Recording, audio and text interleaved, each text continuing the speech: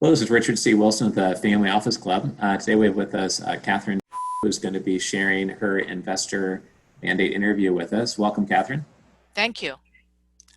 And what type of an investor are you? I'm primarily an angel investor. I look at deals actually ranging from all the way from seed, very early stage, through to I would say B or C, depending on the source of the deal flow. And the companies so B and C probably are probably more in the mainstream of the family office associations types of investments. But my principal activities are at the earlier end, and I'm co-president of the. We look at deals that are, I would say, all the way from just getting started, but mostly we look at them, but we don't invest in those. The ones that we do get very interested in are ones that have very clear value proposition, a very clear market focus, and that have early traction in the market. And so typically we like to see some revenues, even if they're trials, but paid trials will be ideal. But more typically, actually, we have early customer engagement. Right, right, okay. And can you share a little bit more on your background? My experience with investors like you that are highly active, they have 1,000 miles deep expertise either in tech or how to scale a company or how to grow a team. That's what gives you conviction to pull the trigger on investments. And also, typically have had to have great success in an area to have the extra money, obviously, to invest. So what's some of your background that goes into your capabilities there as an investor? Um, I have actually multiple sources of, shall we say, um, scars Sure. that have taught me on what things to look for. But Okay. when people ask me what kind of sectors I tend to focus on, I tell people, or what kind of deals, I tell people deals that can make me money. Um, Having said that, there are things that I don't do. But I Okay. actually broadly look at any kind of company that leverages technology in some Okay. fashion, number one. And these could be information technology or medical devices, or in some cases, if I'm co-investing with very knowledgeable investors in diagnostics, I don't touch biotech. And I have invested in real estate funds, but I only want to invest with very experienced, 30-year long kind of experience, track record kind of players. Okay. Um, and that's just for me, but the angel organizations that I'm involved with primarily look at the first two. Okay. And having said that, I also have a very, very broad set of uh, relationships across the country, other active angel investors, because I head up the deal side of all the way from deal sourcing to evaluation, selection, to diligence to syndication. And so, on the syndication front, once we decide to invest, we want to support those deals. And so I Okay. actually maintain active dialogue with lots and lots of angel organizations. Okay. So a bottom line is anything that's tech driven, Yeah. but they can be service companies. They can be companies that, like I said, leverage technology. So Sure. today, I mean, just about any company, right, must leverage technology. So it's a very, very broad mandate. Right. Okay. And it makes me curious with the Berkeley Angel Network. I'm sure there's a scope of what they look at. Then there's a type that just gets done faster. You guys talk about, oh, we got to find more companies like that one we did 18 months ago. What is the niche within the niche that is just easiest to get done through? Is it fintech? Is it manufacturing tech? Is it real estate tech? Is it cyber Yes. related? We have looked at all of those and have invested in all of those, Okay. all of the above. I guess what I think of as deals that could be successful are companies that have a deep set of understanding of what they're going after, and what I call sustainable competitive advantage. And this could be obviously technology, but it could also be sector expertise. Hmm. It could be um, uh, experience or somebody having spotted an opportunity, having participated in a sector. Maybe they were at a C-level position, but not a CEO, not a whatever, right? But Right. as they are working in a particular sector, they identified an opportunity.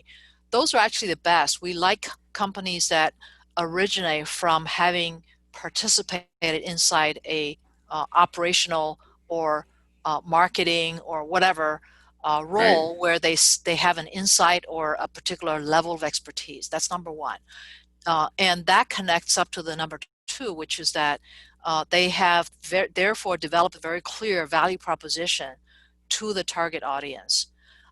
And when I say value proposition, it's amazing, Richard, how many companies get founded with a product proposition, having never tested it, Right. and are just always playing catch up on, gee, we think this is the case. And have you actually talked to anybody who's going to actually use this thing and willing to pay for it, right? So Right. when I say value proposition, I mean, and this is where we actually like the market traction, is that you can demonstrate and prove that actually there are people out there who are interested, are hurting for your kind of product.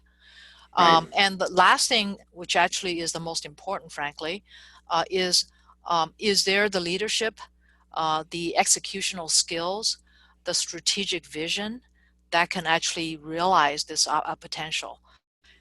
And Right. that's a how do you read the people kind of thing. But many of my other activities in my both consulting world as well as my affiliation with the Alliance of Chief Executives um, give me that kind of background and knowledge about what companies need to actually scale successfully, to anticipate, to be out there, and what kind of communication skills, what kind of value systems you have. All of those kind of Right. things roll up into one, which is comes Right. down to the team. Yeah, yeah, so many good points there about, product testing and traction. And, one thing we often look for our investors is really, has this person, does they have a team that can execute together? Is the market accepting the price, accepting the product, and just such simple things like that. I talk to people all the time, like one yesterday, they said, "Oh, well, we're only doing 6,000 a month in sales, but with our conversion rate, we just need to get in front of 100 million people and we'll be a 120 million a year company." And I said, "Well, have you ever grown a company to 10 million in revenue? Because it doesn't really work like the spreadsheet tells you. Right. Things are, might go sideways a bit along the way." And so it's a hard thing about early stage investing. And that's part of the value of an angel network, to get access to a brain like yours, other people's brains that, together can help bring to consensus whether something is a smart investment. And it's tough to do. So my last question here is just, what's your number one piece of advice that maybe you wish you knew 15 years ago, and others listening could benefit from? Um, I, after having done this for 20 years, I am afraid that I'm going to actually say something that sounds really trite, which is I'm looking for leadership. I'm looking for the person to bet on. My Right. motto has been, a good team can make any product sing, and a lousy team can tank the best technology. So I think at the end of the day, it's the people that make it work. And so I'm looking for that one person, because I'm early stage, which means that the team is very small. So you're looking for a couple of founders. Right. You're really looking at the CEO to build the culture, to kind of personify the value systems, but most importantly, to understand his or her level of responsibility, to anticipate, to see, look ahead, to act and think like a CEO. And that's not actually obvious to somebody who hasn't been one. Right. I direct a group of CEOs in talking about their strategic challenges, and so I've seen firsthand, at very very close quarters, what it means to um, think and care about your people, think and care about your customers, think and care about your culture and values. To anticipate what the growth pains might look like, to understand deeply what the sales motion process, how you target, who can say no. that kind of thing that actually helps company get really, really successful. So Right. that was what you were talking about. And this, the other aspect of it is at the CXO level, the people who are co-founders, who are, on the team, the exec team, um, uh, they don't necessarily have those skills and talents to be the CEO. So the person that really is in charge has the look and feel and the behavior of a leader. And Right. that's not necessarily replicatable if you just have been a, shall we say, just CPO or CMO or whatever. And Right. so that's what I look for. It sounds really trite, but it's amazingly how rare that is.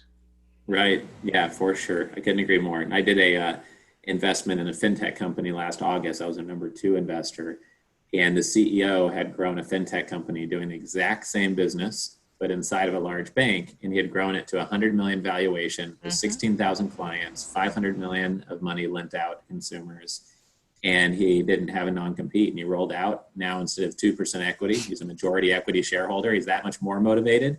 Like, I'm going to bet on that jockey all day long compared to the guy who woke up with a bright idea and he thinks he's going to change the world or she's going to change the world. Like, have they been a CEO before, and have they ran that business model before? Do they know the market?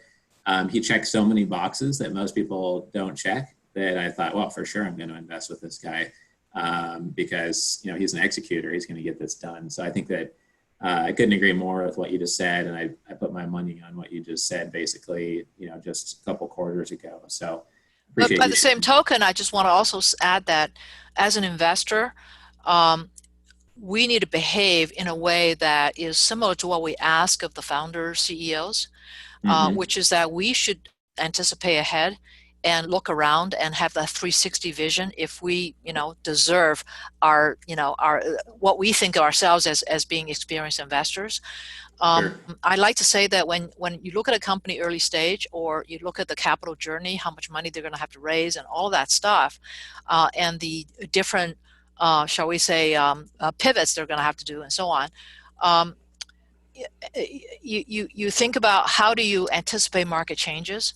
Right. As investors, I think that we need to think about not just the upfront risk of what fundraising risks might look like, but Right. also um, there's funding risk, there's fundraising risk, and then there's Right. funding partner risk, for example, right? So in every Right. direction where there's an obvious risk that's upfront, you have to think 2 or 3 steps down the road to see what else is going on, and then you look and see if this proposition actually has what it takes to kind of cover those kinds of bases. I mean, nobody is risk free, or else we wouldn't be playing that game. Right. But the bottom line, though, is that you're looking for people, a team that can anticipate and therefore Right. can listen hard and can pivot fast. Right, right, yeah, and I think FDA risk scares me the most, having go through clinical trials. But capital raising risk, if it's binary, if they don't raise their next round, they're done. Right, That's right, pretty scary as well. right, So I right. usually try to stay away from things that are high on those two levels, just But personally. if we But if we co-invest with others, we want to know who those other people are, especially if they're lead investors or anchor. right, We want to make sure that they are going to be leading the company in the right direction, at least in the direction that we agree with, for right. example. Right, right. Okay. Great. Well, our 7 minute interview turned into 14 minutes because you had so many good insights. And I think some people might have to listen to this a second time. You obviously have a ton of experience and a big network. We'd be happy to have you on another one of our virtual investor discussion panels. We're scheduling those out all the way through August right now. So I'm sure you'd be a fit for one of those coming up. And I appreciate your thoughts here today. If somebody wants to get a hold of you, just let our team know here at the Family Office Club. If you're a Family Office Club charter member, we're happy to help connect you to Catherine. It's just one of the benefits of your membership. And thanks again for your time here today, Catherine. My pleasure. Nice to meet you too, Richard. You too. Take Bye care. bye.